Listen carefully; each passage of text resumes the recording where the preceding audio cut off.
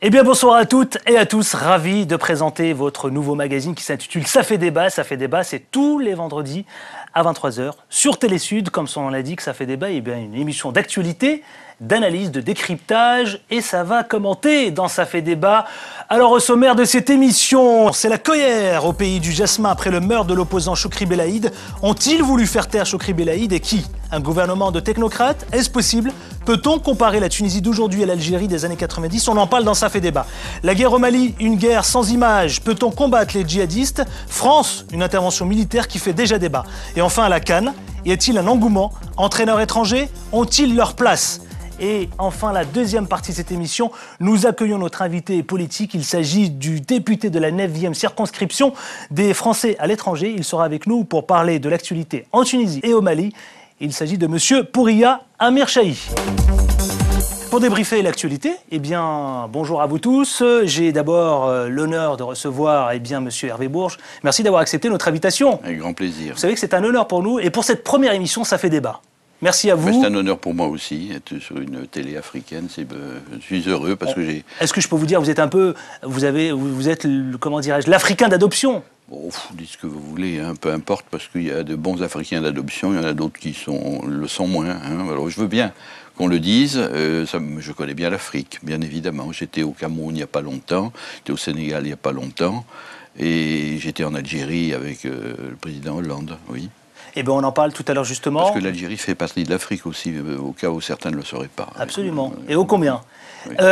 Vous êtes notre invité spécial et je vous en remercie autour de ce plateau également dans Ça fait débat. Samia Troubi, vous êtes activiste et professeur. Merci d'avoir accepté notre invitation. Merci Adil. Merci à ses côtés, Louis, on ne te présente plus Louis. Louis Kemayou, c'est le journaliste à la rédaction de Télésud. Merci, c'était aussi un plaisir que tu sois parmi nous. Ici, avant de commencer, de démarrer le premier sujet, la violence en Tunisie, le meurtre de l'opposant Chokri Belaïd.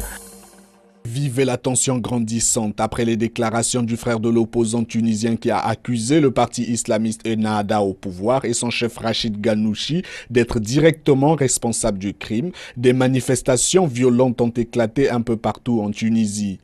À Tunis, sur l'avenue Habib Bourguiba, au lieu de la révolte de 2011, une foule de plus en plus importante s'est réunie devant le ministère de l'Intérieur. Le président tunisien Moncef Marzouki a, depuis le sommet européen d'Oslo où il se trouvait, condamné le crime, évoquant une menace contre la révolution. Cet odieux assassinat d'un leader politique que je connais bien, qui a été pour moi un ami de longue date, Chokri Belaïd, cet assassinat politique aujourd'hui même, sachant qu'aujourd'hui j'allais m'adresser à vous, c'est une menace, c'est une lettre envoyée mais qui ne sera pas reçue. Nous refusons cette lettre, nous refusons ce message et nous continuerons d'abord à démasquer les ennemis de la révolution. Sur place, des dizaines de policiers patrouillaient en fin d'après-midi à moto et en camionnette l'avenue Bourguiba. 4 partis de l'opposition appellent à la grève générale ce jeudi. Ils ont également décidé de suspendre leur participation à l'Assemblée constituante nationale. Allié à Ennahda, le président tunisien a annulé sa participation au sommet de l'Organisation de la coopération islamique OCI au Caire pour rentrer d'urgence à Tunis. Première question, allez, il faut que ça fasse débat. Est-ce qu'ils ont voulu faire taire Chokri Belaïd? Sans doute, et de la plus atroce façon, hein, bien sûr. C'est ça les régimes fascistes, hein, ça descend les gens pour qu'ils n'aient pas la parole. Alors je ne dis pas que le régime est fasciste, parce que le régime, il y a des composantes différentes, mais il y a des tendances qui existent, et puis je ne suis pas persuadé que ce soit la liberté que le peuple tunisien pourra imposer, malheureusement. Nous voyons bien où nous en sommes aujourd'hui. Il y a eu ce qu'on a appelé, mais c'est les médias occidentaux qui ont appelé ça comme ça, le printemps arabe, et qui disent aujourd'hui, ah, mais c'est pas comme on l'avait pensé. Dire que simplement on avait mis fin à un dictateur, on a mis fin à un autre dictateur en Égypte, et c'est une bonne chose, et on va pas revenir là-dessus. Simplement pour penser qu'à partir du moment où on met en l'air un dictateur, on n'est pas sûr que se substitue une démocratie. On voit que c'est difficile, parce qu'il y a des forces organisées qui sont souvent obscurantistes, et puis on a de nombreux intellectuels qui ne représentent souvent qu'eux-mêmes, qui sont de beaux parleurs, et qui malheureusement ne s'imposent pas à l'opinion. Puis vous avez des leaders qui ont du courage, comme le président Marzouki qu'on a entendu tout à l'heure, mais combien a-t-il de troupes derrière lui et pourra-t-il vraiment s'imposer ? C'est une situation qui est très grave dans un pays qui a quand même été un pays démocratique. C'est une figure emblématique. Comment ? C'est une figure emblématique de l'opposition. Oui. Mais c'est un petit pays, comme on le sait, qui a une histoire qui ne ressemble pas aux autres, avec des populations très différentes. Les Arabes sont venus plus tard, il y a eu la colonisation, ils s'y sont opposés, comme tous les autres, ils ont bien fait. Bien évidemment, il y a eu un grand leader, Bourguiba, mais qui n'était pas un démocrate. On le sait, il y a eu un grand syndicat, l'UGTT, qui continue d'exister. Et on a dit c'est une force dans le pays. On voit malheureusement que ce syndicat est dépassé par d'autres forces. Et puis il y a bien sûr les forces rétrogrades qui existent. Je ne dirais pas que ceux qu'on appelle communément les frères musulmans représentent des forces rétrogrades, parce qu'il y a parmi eux des tendances qui ne sont pas des tendances de la charia ou des tendances excessives, mais vous avez des courants. Et quand ces courants ont été pourchassés, chassés, et que les gens pensent qu'au-delà de la mort, il y a une vie formidable pour eux, ben, ça donne des gens qui se regroupent, se retrouvent, et qui, même vis-à-vis de la population, peuvent apparaître comme des gens valables. Alors bien sûr, il y a des forces démocratiques qui existent, il y a des gens qui n'acceptent pas, on les voit dans les villes, j'aimerais qu'on aille les voir dans les campagnes, voir comment ça réagit, et qui résistent. C'est vrai pour l'Égypte, c'est vrai pour la Tunisie, c'est vrai pour d'autres pays. Samia Troubi, vous partagez le point de vue d'Hervé Bourges, Louis en partie, quand vous dites que effectivement cet assassinat c'est la forme la plus absolue de la censure et la mort de Chokri Belaïd a choqué. Ça marque un vrai choc et une vraie rupture. Je pense qu'il y aura un avant Belaïd et il y aura un après Belaïd en Tunisie aujourd'hui. D'ailleurs, clairement, on peut le dire, son frère accuse ouvertement Ennahda de ce meurtre. Je pense que. Qu'est-ce que vous en pensez d'ailleurs ? Le frère qui accuse Ennahda. Le représentant de son parti ici également le fait. Mais je crois qu'il faut remettre les choses véritablement dans leur contexte. C'est clair que la Tunisie aujourd'hui, après ce qu'on appelait la révolution du jasmin ou encore le printemps arabe, est parti quand même d'une situation... Les revendications n'étaient pas politiques au moment où tout cela a commencé. On parlait d'économie. Quand le jeune s'est immolé, il ne s'immolait pas pour avoir une place de député. C'était très économique et social. Donc, tout est parti de là. N'oublions pas que le chemin qui a été parcouru sur le plan politique n'est pas si achevé que cela. Il n'y a toujours pas de nouvelle constitution en Tunisie. Donc, aujourd'hui, il y a un vrai débat sur le champ politique qui n'a pas encore réussi à prendre forme. Donc, là, on est dans un contexte de cafouillage très précis. À côté de cela, les exigences économiques doivent forcément accompagner tout cela. Et comme cela ne s'arrange pas sur le plan économique, le tourisme est en berne, l'économie est en berne, et les difficultés ne vont qu'en s'amoncelant davantage. Les seuls qui avaient une forme de crédibilité, parce qu'ils restaient d'une manière ou d'une autre vierges de la corruption politique qui sévissait, c'était les frères musulmans. C'était ce qu'on appelle aujourd'hui Ennahda, extrémistes, islamistes, tout ce qu'on veut. Donc, ils représentaient cette virginité politique que les jeunes et les manifestants ont recherchée au moment des printemps arabes. Donc, malheureusement, ils n'ont pas le levier économique pour agir sur la situation de la Tunisie. Et forcément, ils doivent en faire les frais également. Il y a une désillusion qui suit le printemps arabe. Alors, est-ce que ça se discute ? Est-ce que ça fait débat, Samia Troubi ? C'est pas seulement... Je ne suis pas tout à fait d'accord sur le moment où il disait effectivement que la révolution arabe, les révolutions en tout cas tunisiennes, n'étaient qu'économiques. Quand on parle de dignité, on parle aussi... dire d'ailleurs, parce que Hervé Bourges a souligné effectivement le printemps arabe, c'est un terme médiatique. C'est un peu un terme catchy, selon vous, il faudrait... C'est une révolution populaire, une révolution du peuple tunisien. Il faut dire révolution populaire. C'est une révolution populaire.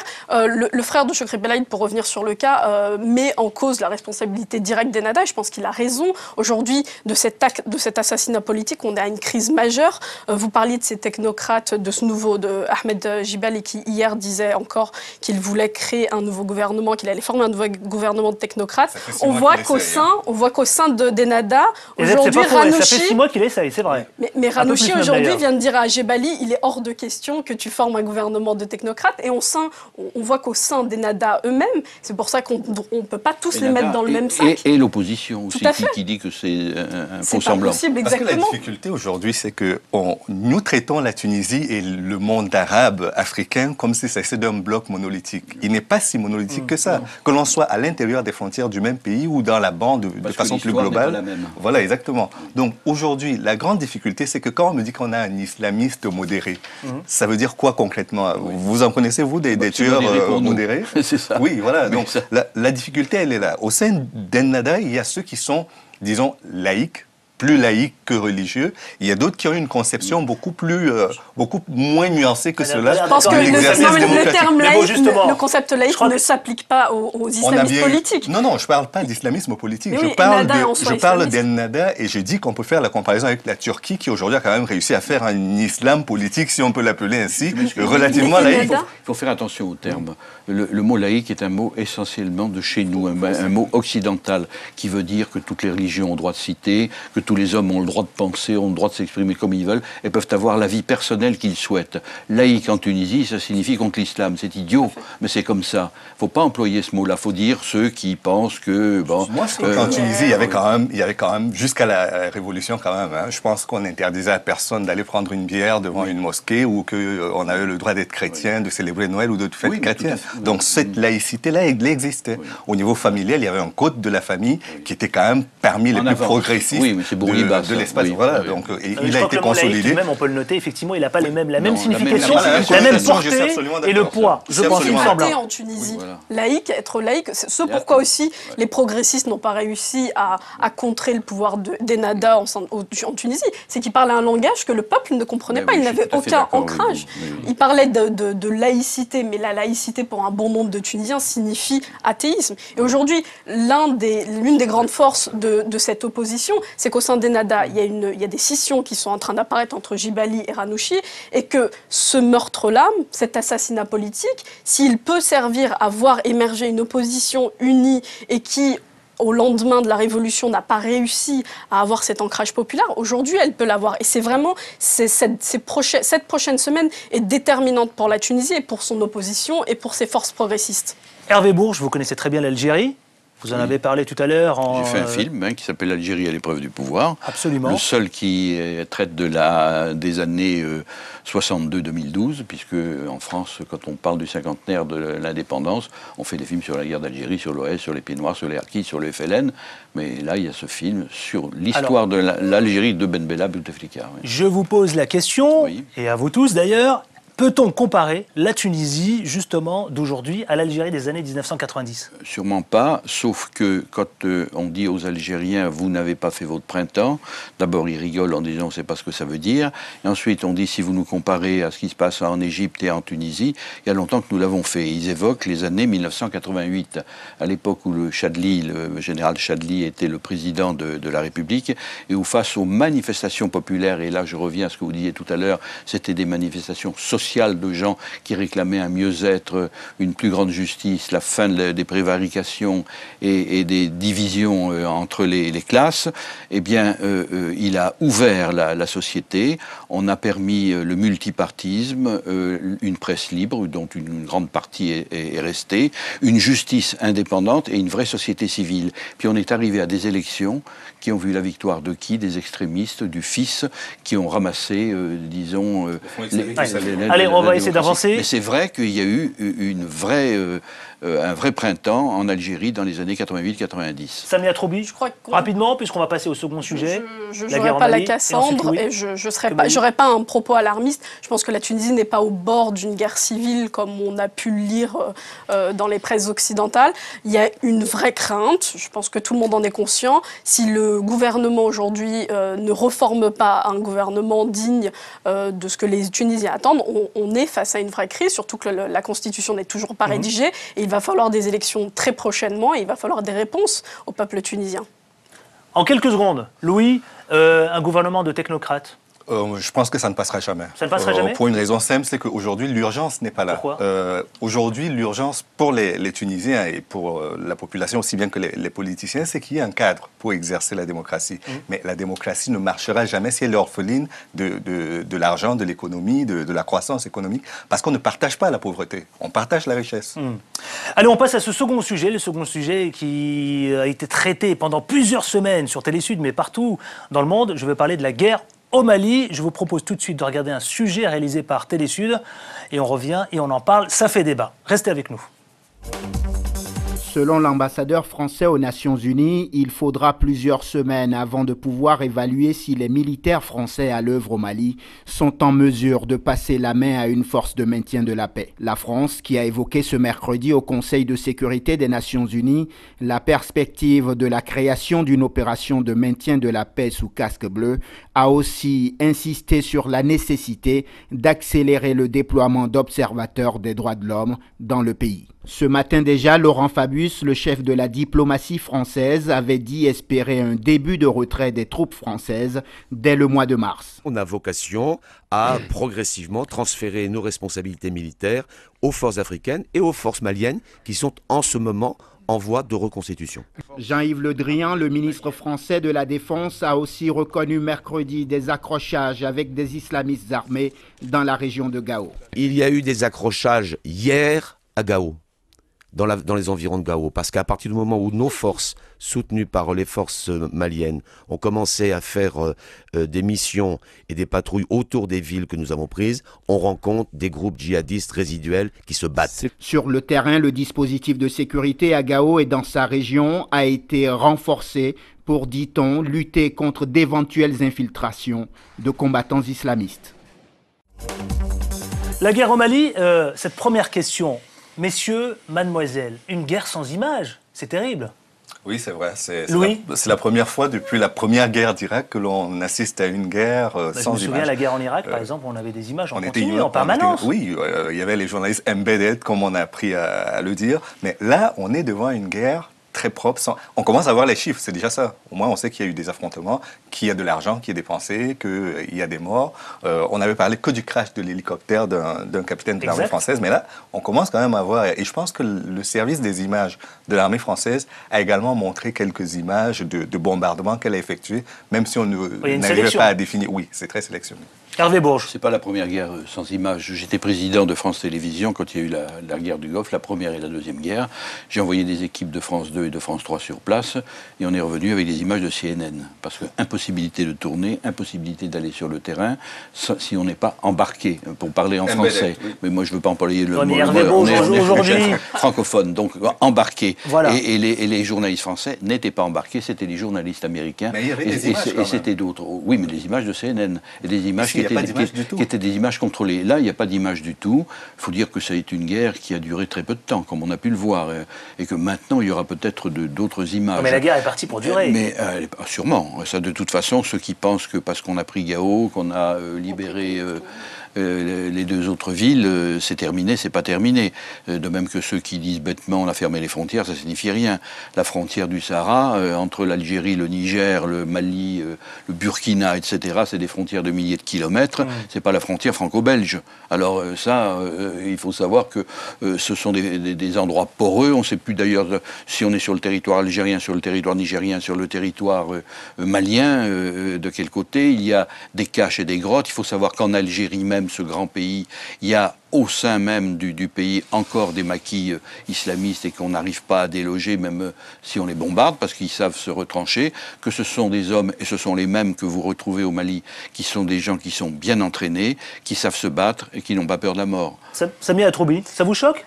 Écoutez, moi j'ai vécu ce début de guerre dans un pays en guerre, en Israël et en Palestine, et l'une des premières choses qui m'a choquée, c'est ces communiqués du Quai d'Orsay qui étaient repris par tout le monde, par toutes les agences de presse. Il n'y avait aucune analyse, aucun décryptage de cette guerre. C'est-à-dire qu'on est parti en nous disant on va en guerre contre le terrorisme islamique, et puis on est parti, on a libéré toutes ces villes, on a l'impression que tout se passe très bien, et en fin de compte, on sait derrière, certains analystes ont pu le dire, on va se retrouver face à probablement un Afghanistan, parce qu'on a la même configuration géographique. Oh là, attention, surtout ne pas comparer le Mali à l'Afghanistan. On risque de s'enliser, qu'on le veuille ou non. On ne peut pas comparer. Il n'y a pas non plus le Pakistan de l'autre côté, ils n'ont pas les refuges qu'ils pourraient avoir. Mais c'est le même type de guerre, et vous avez raison de dire ça. Alors, pourquoi on n'en parle pas beaucoup en France, et pourquoi, disons, en dehors de la presse, parce parce que les journalistes sont frustrés, mais l'opinion publique ne réagit pas, mais parce que s'il y a des morts, c'est de l'autre côté. Et c'est pas du côté français, où il y a peut-être un mort et quelques blessés, on n'en sait pas plus, mais enfin, s'il y avait des morts en nombre, le gouvernement français serait obligé de le dire. Et donc l'opinion française, qui s'intéresse surtout à ses citoyens, et on peut le comprendre d'une certaine manière, néglige le fait que les bandits, comme disent certains, aient été massacrés dans les conditions que l'on connaît. Louis ? Oui, c'est vrai qu'avec le phénomène des télé-réalités, il y a une espèce de voyeurisme qui s'est installé. On veut tout voir, on veut tout savoir, on est vraiment à l'affût des moindres images pour pouvoir poser un commentaire. Mais la vérité est qu'aujourd'hui, cette guerre-là n'est pas aussi facile qu'on peut le croire. On a un État voisin qui n'est pas très facile à gérer, c'est la Libye. Aujourd'hui, je parie que s'il devait quitter... Mais c'est frustrant pour un journaliste quand même. Vous êtes journaliste, je suis absolument d'accord. Mais je sais aussi que de l'autre côté, quand il y a le choix à faire entre informer et se mettre en danger, le choix, il est vite fait. Donc, aujourd'hui, il y a ces difficultés-là avec le fait qu'il y a un État très faible, très affaibli et presque en déliquescence qu'est la Libye. Il y a un espace entre le Mali et l'Algérie, qui représente quand même au moins la moitié du territoire français. C'est pas rien comme terrain de chasse. Hein. Donc, pendant plus d'une vingtaine d'années, il s'est entretenu là-bas un trafic et des réseaux que même l'armée française, associée à d'autres armées européennes ou américaines, n'arrivera jamais à démanteler. C'est un fait. Samia a souligné la comparaison, le Mali, l'Afghanistan. Je vous pose la question. On pourrait parler de la Somalie aussi. La Somalie, absolument. Peut-on combattre les djihadistes ? Bah oui. C'est la question. On doit les combattre. On doit les combattre. C'est pas peut-on, il faut les combattre. Mais dire c'est fini parce que les villes ont été libérées et que les types ont fui pour aller se retrancher dans des endroits plus sûrs pour eux, c'est pas la fin. Ils existent, ils sont là, ils se multiplient. C'est une internationale aujourd'hui, il faut bien le savoir. Face à des États qui sont déliquescents comme le Mali, on parlait de la Libye tout à l'heure, mais le Mali est dans la même situation, hélas. Et il va falloir qu'elle se reconstitue, que ce pays qui était donné en exemple de démocratie était un pays miné de l'intérieur. On a affaire à un réseau organisé, désorganisé. Mais bien sûr. Alors, il y a des réseaux, organisés, et puis il y a des trafiquants organisés qui sont pas les mêmes, encore que les uns et les autres profitent, qui évoluent en parallèle. Voilà. Alors, ce qui est sûr, pourquoi est-ce que l'Algérie, qu'on critiquait fort à une certaine période, était si soucieuse de voir qu'il n'y ait pas d'intervention extérieure, parce que, notamment en Libye, parce qu'ils savaient que Kadhafi avait armé beaucoup de milices, et que ces milices se répandraient après dans un territoire, et que tous les pays, y compris l'Algérie, n'étaient pas à l'abri de ce qui allait se passer. C'est donc une internationale. Mais c'est vrai que le fait que la Libye et que Kadhafi soient tombés, il y a un certain nombre d'armes déjà qui sont tombées dans les mains de personnes qui aujourd'hui font partie de ces organisations terroristes. Et c'est une vraie question. Quand on voit qu'un pouvoir central n'est pas fort, on se retrouve au Mali, en Somalie et en Libye face à une situation catastrophique où là, on est obligé d'intervenir. Et c'est ce qui se déroule aujourd'hui. On parle beaucoup du service après-vente de la guerre en Libye, mais il ne faut pas oublier que ces personnes n'étaient pas des personnes indigentes au moment où on a commencé la guerre en Libye. C'est-à-dire qu'avec les prises d'otages, avec les trafics en tout genre qu'ils ont entretenus, ils ont eu suffisamment d'argent pour tenir. C'est-à-dire qu'aujourd'hui, quand la France se présente de façon isolée dans le nord du Mali, parce qu'elle reste quand même isolée, même s'il y a un appui logistique qui est apporté par la Grande-Bretagne et par d'autres armées, la France reste quand même très isolée. Il y a une bataille qui peut être gagnée, celle de récupérer les territoires, mais il faudrait bien négocier le départ et surtout gagner la paix après. C'est ça le plus compliqué. Allez, ça va très vite, on a très peu de temps. Moi, j'aurais souhaité évidemment qu'on s'étale et qu'on parle de la question, mais j'ai quand même cette petite dernière question. La France qui a annoncé officiellement qu'elle se retire en mars. Alors, est-ce qu'on n'est pas en train d'assister à cette France qui est en perte de vitesse ? Non, on a deux problèmes. On a deux problèmes. Alors, moi, je suis légèrement provocateur. Je vous pose la question. Oui, il y a deux problèmes. Le premier, c'est qu'on a annoncé la guerre très longtemps à l'avance. Vous annoncez 1 an avant d'intervenir que vous interviendrez. Je vous attendrai bien attaché dans mon coin. Le député, on restera les mains et les pieds liés attendant que vous veniez nous achever. C'est pas possible. On a annoncé l'arrivée, on annonce le départ. Ce sont deux erreurs stratégiques. Je ne sais pas comment ça se rattrape sur le plan stratégique. Pour vous, c'est 2 erreurs stratégiques. Pour moi, c'est même des fautes. Pourquoi ? Pour quelle raison ? Vous imaginez qu'un cambrioleur vienne vous dire « Je viendrai vous arrêter, je viendrai chez vous, vous volez votre téléviseur à 23h dans 2 jours. » Vous ne prenez aucune disposition pour l'attendre.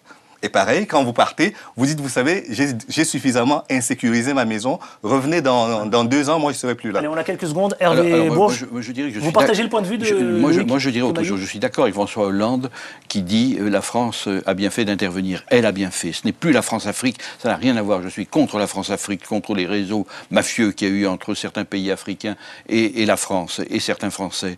Mais par contre, là, je trouve que la France a retrouvé son âme en aidant des peuples qui auraient pu disparaître ou des capitales qui auraient pu être prises par des gens qui avaient à partir de là une base arrière. Oui, mais Louis pose une vraie question. Maintenant, il est indispensable. Hervé Bourges, on peut se poser la question. Est-ce qu'on n'est pas en train d'assister à cette France qui est en perte de vitesse? Pourquoi elle se retire en mars? Comment elle se retire en masse? Elle se retire, elle l'a annoncé. Mais elle l'a dit, mais elle a raison. La France n'est pas là pour s'installer, elle a été là pour libérer les villes. Maintenant que les Africains puissent contrôler la situation, espérons qu'ils puissent le faire, ça me paraît normal.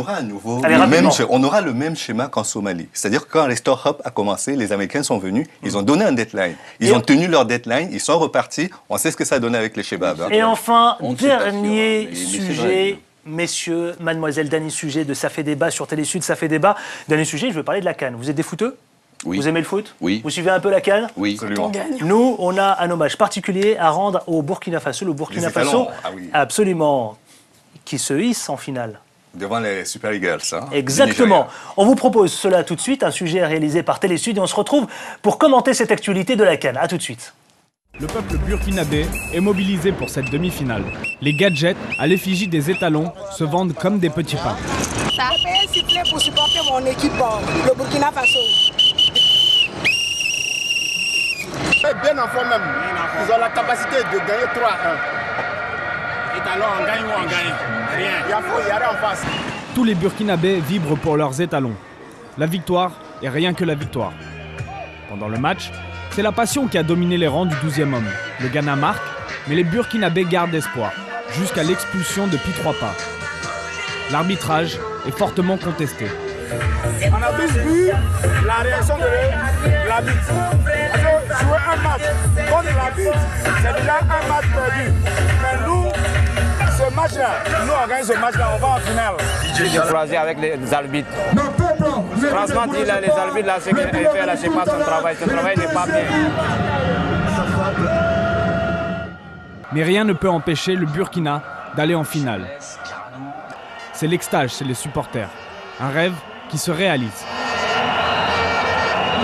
Étalon, c'est la patrie. C'est le symbole du Burkina Faso. Étalon aujourd'hui, étalon demain, étalon après-demain. Pour la première fois de son histoire, le Burkina Faso jouera une finale de CAN. Les rues ouagalaises sont envahies par des supporters fous de joie. Mais pour ramener la coupe, il faudra battre le Nigeria, tombeur de la Côte d'Ivoire et du Mali. La question que je pose dans Ça fait débat, vous le savez, c'est y a-t-il un engouement dans cette CAN? Déjà, il faut saluer quelque chose. La Coupe d'Afrique, j'ai le sentiment qu'elle n'est pas très suivie. C'est la deuxième plus grande compétition. Par nos téléspectateurs, et qu'elle n'est pas très suivie d'ailleurs, y compris dans les stades, qui, moi je l'ai observé, sont quasiment vides. Non, Adil, 2 rectifications pour commencer. La première, c'est que cette Coupe d'Afrique des Nations devait se jouer en Libye.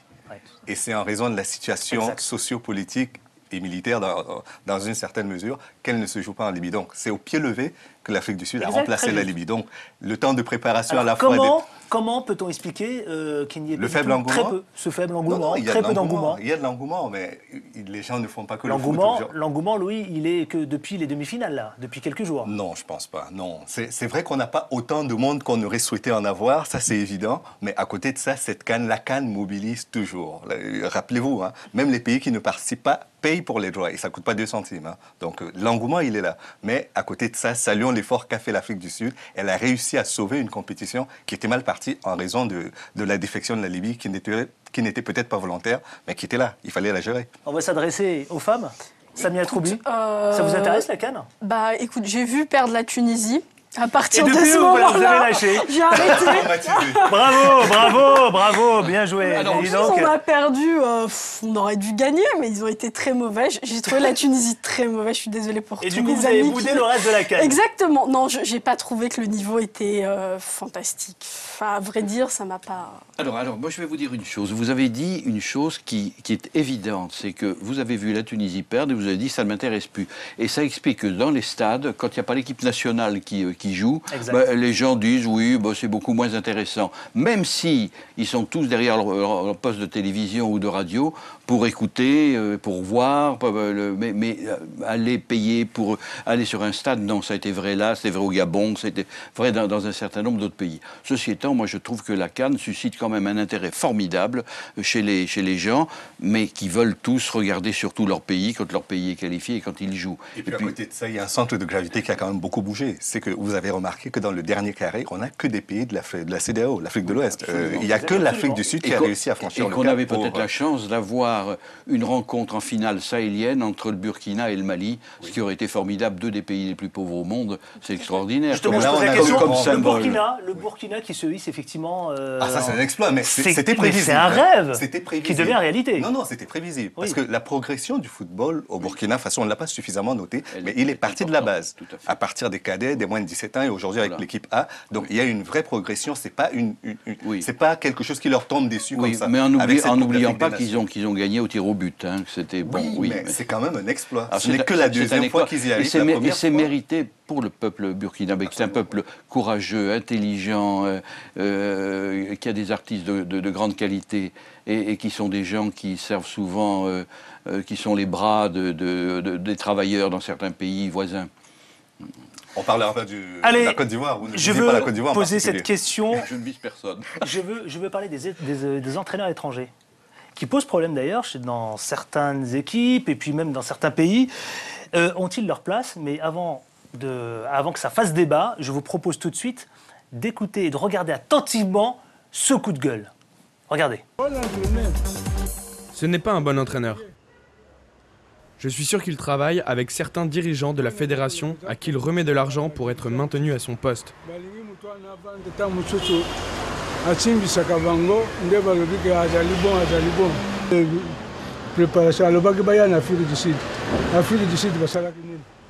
Regardez comment il a bâclé sa préparation. Il a amené l'équipe en Afrique du Sud puis au Sultanat d'Oman pour aller jouer avec des équipes du championnat corporatif. Ici, il a rencontré des équipes qui ont fait une bonne préparation et vous avez vu les résultats. Eh bien, il s'agit de l'ancien vedette, l'ancien entraîneur et puis même d'ailleurs l'ancien joueur international. Je veux parler bien sûr, et il fait référence à qui? Il fait référence à Claude Leroy. D'accord. Et celui que vous venez de voir à l'écran, il s'agit de Andai Moulamba, qui est l'ancien joueur international. D'accord. RDC, un petit mot là-dessus. Oui, il attaque quand même très fort, Claude Leroy. Oui, mais ça c'est trop facile. Alors les entraîneurs, moi je pose la question. Les entraîneurs Hervé Bourges, étrangers, est-ce qu'ils ont leur place finalement? Je connais Claude Leroy, et c'est un homme honnête, c'est un très bon entraîneur, et c'est quelqu'un qui aime l'Afrique. On ne pourrait pas en dire autant de tous les entraîneurs, y compris des entraîneurs africains. Bon, ceci étant, c'est vrai que faire appel à un entraîneur étranger, et de plus en plus, c'est un problème pour certaines équipes qui semblent ne pas avoir confiance dans leurs entraîneurs, mais comme elles n'ont pas confiance dans leur armée, comme elles n'ont pas confiance dans leur président, etc. Et tout ça suppose une reprise en main sérieuse. D'ailleurs, petit clin d'œil là-dessus, quand vous prenez l'équipe du Nigeria aujourd'hui, elle sort de suspension quand même. Hein, c'est-à-dire que le foot nigérien a vécu un vrai calvaire dans les années 2000. Le président avait décidé de dissoudre la fédération, ce qui a valu la suspension du pays pendant 2 années. Ils ne pouvaient participer à aucune compétition, ni en Afrique, ni à l'extérieur. Donc, ça leur a permis de faire une espèce de cure de leur football qui a permis qu'aujourd'hui, on ait ce Nigeria qui arrive en finale dans les dispositions que l'on a découvertes pendant cette... L'Afrique a besoin de ces entraîneurs étrangers? Alors, deuxième chose que je dirais là-dessus, tout comme Hervé Bourges, je trouve que Claude Leroy est un très bon entraîneur. On ne peut pas l'attaquer là-dessus, que ce soit au Cameroun, que ce soit au Sénégal. Oui, que ce soit au Cameroun, que ce soit au Sénégal, ou là, en République démocratique du Congo, à son actif, il fait le terrain. Il découvre les joueurs au sein des championnats nationaux. Tous ne le font pas. On a plusieurs entraîneurs qui arrivent, qui jouent sur la base des vedettes déjà connues. Allez, balançons. La Côte d'Ivoire, par exemple. Vous avez combien de joueurs locaux qui évoluent dans l'équipe nationale? Il n'y en a pas. Il n'y a pas de travail de détection. Des noms qui sont soufflés par des responsables politiques. Voilà, il y a tout cela qui rentre en ligne de compte. Et la deuxième chose, qui est aussi frustrante au niveau tant des footballeurs que du pays, c'est que les salaires sont souvent dans des proportions inimaginable. Vous prenez un entraîneur qui fait 3 millions en national, un autre arrive, il a 30 millions derrière. Comment vous l'expliquez l'écart pour l'entraîneur national? Ne mérite-t-il pas d'avoir aussi ce salaire-là d'expatrié? Toute la question, elle est là. La question n'est pas celle de savoir... C'est une vraie question, effectivement. Ouais. Donc voilà, c'est tout cela qui crée de la frustration, qui crée ce sentiment de rejet vis-à-vis des entraîneurs nationaux. Mais cette polémique, Louis, elle ne date pas d'aujourd'hui, pardonnez-moi, elle ne date pas d'aujourd'hui, cette polémique. Non. Et en plus, parlant de Claude je pense qu'il y a une volonté aussi de ne pas régler la question de Je crois qu'il faudra trouver le temps pour la fédération, la Confédération africaine de football, de résoudre ces problèmes-là de suspicion, parce qu'en fin de compte, ce n'est que de la suspicion. Il faudra trouver le moyen de le résoudre. Et pour revenir à Claude Leroy, l'entraîneur de la Zambie, c'est quand même un produit de Claude Leroy également. Donc, il n'y a pas que les coupes qu'il a laissées au Cameroun ou au Sénégal, il y a également cet héritage qu'il apporte avec un de ses adjoints qui a quand même remporté une Coupe d'Afrique. Hervé Bourges, Samia Troubi. Les problèmes qu'il y a entre les entraîneurs, il y a aussi les problèmes entre les joueurs, les problèmes de jalousie et de suspicion. Quand vous voyez des joueurs qui jouent bien sûr, mais qui jouent à l'étranger, qui gagnent des millions, et puis le petit national qui joue dans l'équipe et qui joue très bien, il y a des problèmes. Mais ça, on ne peut pas les régler. On les règle qu'avec des gens qui sont capables pour les résoudre. Bien sûr. Samia Troubi. Bon, moi, c'est le sentiment de la supportrice, mais effectivement, je trouve qu'il convient d'avoir des entraîneurs qui viennent du pays et on n'a pas ce sentiment. C'est vrai que quand on regarde la CAN, il n'y a que des entraîneurs occidentaux qui viennent entraîner. Dans le dernier carré, il y en avait un seul. Moi, ce que j'ai vu, mais même en Tunisie, c'était le cas. On avait le maire, on avait beaucoup d'entraîneurs non tunisiens. C'est vrai que ça peut poser problème pour un certain nombre de supporters. Et puis là, on voit quelqu'un le traiter de... Allez, avant de clore ce premier chapitre, cette première partie de cette émission, quelques pronostics pour la finale. Le Nigeria l'emporte. Le Nigeria. 3-0. C'est pas vrai. Pourquoi ? C'est l'équipe qui est venue avec une cohésion, un esprit d'équipe. C'est véritablement une équipe, c'est pas juste une juxtaposition de stars. C'est vraiment une équipe qui a un fond de jeu, qui n'a pas de stars, mais qui sort une force collective qui en impose à ses adversaires. De plus, le Burkina sera très diminué. Les joueurs qui faisaient le jeu, ils sont malheureusement exclus pour des raisons de carton. Injuste, dans le fond, à cause d'un arbitre tunisien. Voilà. Je me fais une amie. Il a bien placé quand même. Au bon moment, il n'a pas oublié. Il n'a surtout pas oublié. Vous me faites penser à un ancien commentateur qui est décédé, qui était un grand commentateur de football français, disant comment peut-on confier un match international à un Tunisien. Oui, bon, vous vous rendez compte. Vous vous rendez compte. Alors, je voudrais quand même terminer en disant on peut croire au miracle et au rôle des griots pour que le Burkina l'emporte. Et vous ? Je vais partir pour le Burkina parce que je sais que le Nigeria gagnera. C'est vrai que je serai le seul à l'emporter là. Allez, pour le Burkina. Je préparerai quelques mouchoirs pour les autres.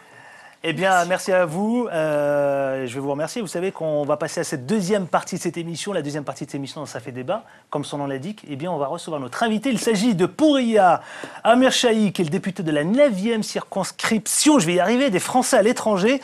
On va parler de la guerre au Mali et de l'actualité et des violences en Tunisie. Deuxième partie de cette émission dans Ça fait débat sur Télésud. Deuxième partie de cette émission. Merci d'avoir accepté notre invitation. Monsieur le député, il s'agit de Pouriya Amir Chahi, pardonnez-moi, député de la 9e circonscription des Français à l'étranger. Merci d'avoir accepté notre invitation. Pour cette première d'ailleurs. Bonsoir à tous. C'est un plaisir. On va parler de la Tunisie. La Tunisie, je pense que vous avez suivi l'actualité de très près. Des affrontements ont éclaté après le meurtre de l'opposant Choukri Belaïd. Dites-moi, monsieur le député, que représentait précisément Choukri Belaïd ? Pourquoi soudainement on parle de Choukri Belaïd ? Effectivement, ce meurtre, mais est-ce que c'était une figure emblématique ? Un opposant ? Oui, c'était un opposant de longue date, il était connu dans les milieux d'opposants, tant d'ailleurs à Ben Ali qu'aux islamistes, connu par une partie de la population, connu par des milieux militants, par des intellectuels, par des journalistes. Par toute l'opinion, c'est pas sûr, mais en tout cas, il est devenu aujourd'hui connu mondialement, sans doute parce que c'est le symbole maintenant d'une révolution démocratique qu'on a voulu tuer, qu'on a voulu assassiner. À travers cette exécution, ce à quoi les assassins ont voulu mettre fin, c'est la possibilité même d'une Tunisie qui s'émancipe non seulement de la dictature de laquelle elle s'est défaite, mais aussi du risque de l'obscurantisme qui mine ce pays. Mais il y a une leçon à retenir, c'est que les Tunisiens ne se laissent pas faire. Ils ne sont pas... Ils ne se laissent pas faire. Justement, on peut se poser la question, et je vous pose la question, monsieur le député. Qui a voulu faire taire, précisément ? tous ceux qui sont opposés, tous ceux qui sont opposés à la démocratie et à la République. Alors, si la question c'est est-ce qu'on peut accuser tel ou tel parti, y compris celui qui gouverne, je ne le ferai pas. D'abord parce que j'ai des principes. Son frère, d'ailleurs, il le dit, il accuse ouvertement Ennahda de ce meurtre. Oui, mais moi vous répondez quoi? Je rentre pas là-dedans d'abord parce que j'essaie de respecter mes principes de présomption. Mais au-delà de ça, parce que je pense qu'il faut faire attention à ce qui est en cours au Maghreb en général. Le fait que des islamistes prennent le pouvoir, ça recoupe des réalités diverses, y compris à l'intérieur de ce mouvement-là. Vous avez des radicaux, vous avez des intégristes, vous avez des obscurantistes, et vous avez l'équivalent musulman des chrétiens démocrates. Vous avez de tout là-dedans. Ce qui compte, c'est que l'ensemble des forces démocratiques, les démocrates, quels qu'ils soient, et les républicains, ceux qui sont attachés au fait qu'on puisse vivre ensemble, indépendamment de ses croyances, et qu'on ne fasse pas que la religion commande aux lois, cela puisse se rassembler. Et je pense qu'à toute chose, malheur est bon. J'en suis désolé pour Chokri que je connaissais et pour tous ceux qui le connaissaient, tous ses amis, toute sa famille, mais à toute chose, malheur est bon. C'est aussi un réveil, c'est aussi une conscience du peuple tunisien de la nécessité de se rassembler et surtout de ne pas se laisser voler sa révolution. Alors son assassinat, monsieur le député, laisse-t-il augurer justement le début d'une nouvelle période en Tunisie? Oui, comme dans toutes les périodes révolutionnaires. Vous savez, j'entends souvent des gens qui disent oui, on est inquiet, l'hiver islamiste après le printemps de Jasmin. Mais enfin, nous, on a mis combien de temps en France à la faire, notre révolution? Elle n'est d'ailleurs pas finie, la Révolution française, entre nous. Bon, c'est jamais fini une révolution. Donc, ça prend du temps. Il y a des hauts, il y a des bas. Il y a des contre-révolutions. On a eu les chouans, nous aussi. Bon, ça existe. Donc, il faut être confiant. Mais simplement, il ne faut pas être comme ça en spectateur, tout d'un coup triste, après avoir été joyeux de les voir faire une révolution. Il faut les aider. Comment faire? Comment faire? Justement, est-ce que la France, est-ce qu'elle a un rôle à jouer? Bien sûr, énorme. Alors comment? D'abord dans les coopérations. On ne cesse de parler de cette France-Afrique, justement. Alors, d'abord, en relançant un vrai projet méditerranéen, et c'est possible. Les relations internationales ne reposent pas que sur les relations entre les chefs d'État et de gouvernement. La grande nouveauté, avec justement le printemps arabe, avec aussi ce qui s'est passé au Sénégal, avec le retour fracassant des sociétés civiles, des peuples sur la scène de l'histoire immédiate, c'est justement la relation entre les sociétés civiles. Et on a la possibilité, moi je suis élu des Français qui vivent là-bas, je connais beaucoup de Tunisiens qui vivent ici, et comme je suis élu dans un continent où beaucoup de diaspora de là-bas vivent ici et vice-versa, beaucoup de Français vivent là-bas, je comprends de mieux en mieux comment la rencontre entre ces sociétés civiles, entre entreprises, entre collectivités locales, entre universités est possible et rend possible de plus en plus le rapprochement entre les deux rives de la Méditerranée. Et aider la société civile, c'est aider la démocratie. Prochainement, vous allez vous rendre en Tunisie, à Tunis même, vous allez rencontrer les autorités, le pouvoir? Oui, je l'ai déjà fait. La dernière fois que j'y étais, j'ai rencontré à la fois le gouvernement, mais aussi Moustapha Ben Jafar, qui est le président de la Constituante, et le président Marzouki, je l'ai fait à plusieurs reprises. Moi, mon message est le même. C'est d'abord une confiance dans cette révolution dont je pense qu'encore une fois, elle est portée par la société civile et des organisations comme l'UGTT et d'autres, ou la Ligue des droits de l'homme, qui est la plus ancienne en Afrique, en Tunisie, qui existe, organisent quand même un peu la société et sont porteuses quand même d'un certain nombre de principes, de valeurs. Moi, je n'ai pas à faire la leçon à qui que ce soit, c'est sûrement pas un Français, puisque vous parlez de la France-Afrique, d'aller dire aux autres ce qu'ils ont à faire. Mais en tant que démocrate, et aussi en tant qu'ami des Tunisiens, je peux m'inquiéter des risques qu'il y a dans ce processus, et en même temps, parler, parce qu'on ne le fait pas assez en France, la chance qu'il y a de voir des peuples en mouvement. Vous êtes inquiet? La Tunisie, on peut être inquiet là dans les semaines, dans les mois, dans les années à venir? Oui, on peut être inquiet. Oui, on peut être inquiet, mais en même temps, on a une expérience. On a l'expérience de ce qui s'est passé en Iran, de ce qui s'est passé en Algérie. Et encore une fois, les Tunisiens ne vont pas se laisser faire. Donc, inquiet, mais en même temps, je veux dire, plutôt vigilant qu'inquiet. Parce qu'au fond de moi, je suis plutôt joyeux et heureux que les Tunisiens se soient défaits de leur tyran et qu'ils soient en train de construire, par une constituante, c'est quand même une belle aventure, une constituante, les voies d'une nouvelle démocratie. Moi, je pense qu'ils peuvent y arriver. Simplement, c'est pas sans heurts. Il y aura des hauts, il y aura des bas. À nous d'être présents à leur côté. Il faut relancer des processus de coopération. Il faut faire en sorte qu'économiquement on se rapproche. Je vais vous donner un exemple. On peut pas dire d'un côté on va faire l'union pour la Méditerranée et puis de dire de l'autre côté on veut pas de vous chez nous. Ça n'existe pas. Donc il faut qu'il y ait des allers-retours entre les personnes, les journalistes, les étudiants, les chefs d'entreprise, etc., etc. Que ça vienne et que ça aille des deux côtés. Enfin, deuxième point concernant ça fait débat pour Amir Chahi, justement, la guerre au Mali. Parlons-en. Vous disiez tout à l'heure, vous nous aviez souligné que vous étiez dans la délégation du déplacement de François Hollande. J'étais le lendemain. Le lendemain, pardonnez-moi. Le lendemain, effectivement. Alors, le président a effectué il y a quelques semaines un déplacement. Est-ce qu'on peut considérer qu'il est dans la cour des grands? Alors moi je déteste ça. L'idée qu'on devient un homme parce qu'on a fait la guerre, je trouve que c'est assez détestable. C'est ce qui se dit en tout cas. Oui, mais c'est pas lui qui le dit, et moi en tout cas je suis contre ce genre de réflexion appauvrissante, comment dire, assez pauvre en fait, pour pas dire même dangereuse, parce qu'elle véhicule autre chose, comme si on devenait un homme parce qu'on devenait violent tout d'un coup. Alors je vous pose autrement la question, est-ce qu'il a réussi son test? Mais il ne s'agit pas de ça. Est-ce qu'il a fait en sorte que la France ne rate pas ce rendez-vous? Oui, après le discours à Dakar que lui a tenu. Pas celui de Sarkozy, celui que lui a tenu, j'étais avec lui à ce moment-là. Après le discours qu'il a tenu à Kinshasa, après le discours qu'il a tenu en Algérie, il a tenu ce discours à Bamako. Je pense qu'il y a une cohérence dans cette stratégie-là, qui est le fait de tourner le dos justement à la France-Afrique. Il s'est passé quelque chose qui n'était pas prévu. C'était que la France intervienne militairement au sol. Au point de départ, la France était présente et attendait le fait que les troupes de la MISMA se déploient pour être en appui. Ça n'a pas été possible pour les raisons que l'on sait, puisque ceux du Nord ont attaqué plus tôt. Mais l'objectif qui consiste à dire, nous ne sommes pas là ad vitam aeternam. Nous sommes là pour que les Africains et les Maliens d'abord reprennent en main les destinées de leur propre avenir. Alors là, je vous pose la question, est-ce que la France devait intervenir? Si on ne le faisait pas, objectivement, si on ne le faisait pas, il y avait de gros risques sur toute la sous-région, pas simplement sur le Mali, mais sur toute la sous-région. Or, le Sahel qui bascule entre les mains des trafiquants et de groupes qui sont des groupes violents et dangereux, ça met en péril tout le monde. D'abord les hommes et les femmes qui y vivent, faut y penser, et puis ensuite toute la sous-région. Certains reprochent que la France n'avait pas à intervenir dans cette guerre. Moi j'y suis allé. Il se trouve que j'y suis allé le 22 janvier, donc 10 jours après le déclenchement des opérations militaires. Et lorsque les opérations militaires ont commencé, j'étais en Algérie. Aussi dans ma circonscription. Donc je sais à peu près de quoi je parle. Quand je suis allé à Bamako, je n'ai jamais vu autant de gratitude de la part des gens. J'en étais même gêné, je vais vous dire pourquoi après. Donc je vous assure que je ne sais pas qui, si je sais bien qui dit en France il ne fallait pas la faire, etc. Enfin je peux vous assurer que là-bas, ce n'est pas ce qu'on dit. Et très majoritairement, on est reconnaissant du fait que cette intervention ait eu lieu, surtout quand derrière, le président de la République dit en gros, on vous rend les clés. Ce n'est pas à nous de reconstruire à la place du Mali les institutions du Mali, même s'il y a beaucoup de choses à dire. Pourquoi c'était quand même un peu gênant? Parce qu'il ne faut pas justement que certains croient que maintenant que la France est là, on est tranquille. Parce que la France n'a pas à rester là. Il ne faut pas que les Maliens s'exonèrent eux-mêmes de leurs propres responsabilités dans la situation. Leurs dirigeants ont échoué. L'État s'est effondré. Et les politiques de coopération des Maliens, comme des Français d'ailleurs, sont toutes à revoir. Donc il faut tout changer de ce point de vue-là, mais à condition que ça se fasse en respectant la souveraineté des peuples. Poser la question, on peut parler d'un sans faute alors dans ce cas-là? À vous entendre évidemment exposer la situation. Une guerre, c'est toujours quand même la marque d'un échec. Mais dans le contexte actuel, oui, je trouve que la France a été présente.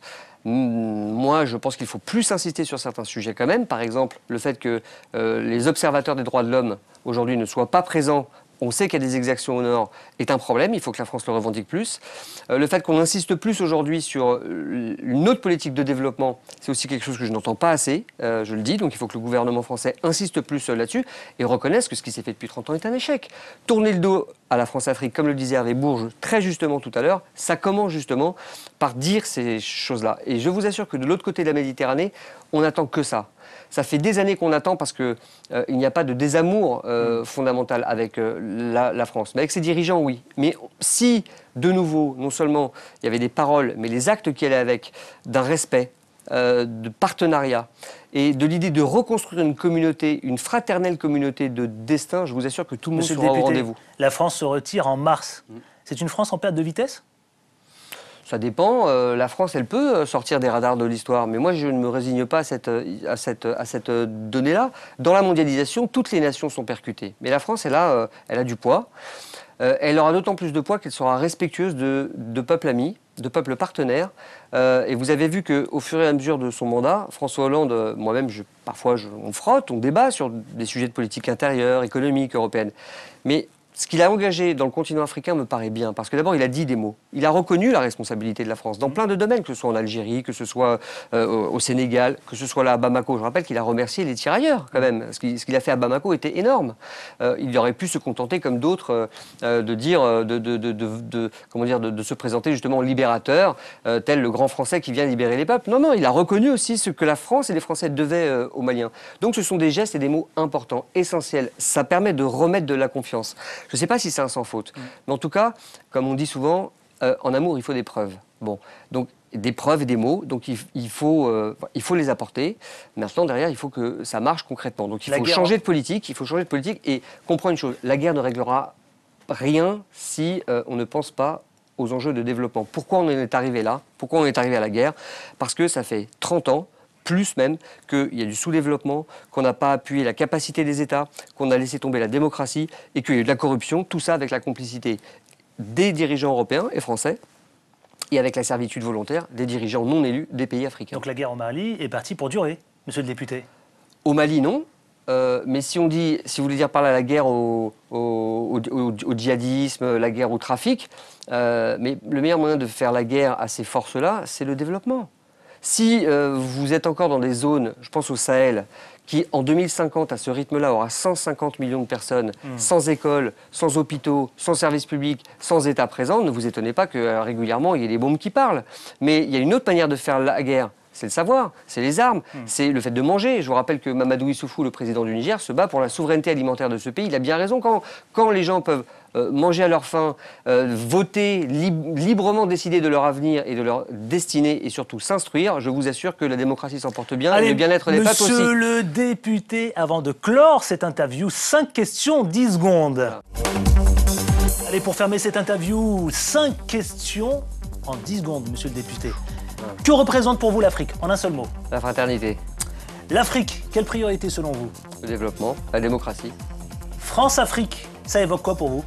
La corruption et le déni de démocratie. Afrique et démocratie, justement, vous répondez quoi? L'avenir. Et enfin, vous avez un rêve, monsieur le député? J'en ai plusieurs. Par priorité? J'en ai plein pour l'humanité, j'en ai plein. Ok, entendu. Merci infiniment d'avoir accepté notre invitation dans Ça fait débat. C'était la première. Ouais. J'espère qu'on aura le loisir de vous retrouver dans l'émission. Avec plaisir. Pour Amir Chahi, qui est le député de la 9e circonscription des Français à l'étranger, qui était notre invité. Merci infiniment d'avoir été avec nous. Merci à vous. D'ailleurs, je vous le rappelle, vous pouvez nous suivre à la fois sur Facebook, dans la page Ça fait débat, et également sur Twitter, CF débat, tout simplement. Voilà, à la semaine prochaine avec autant de plaisir. À bientôt, ciao ciao.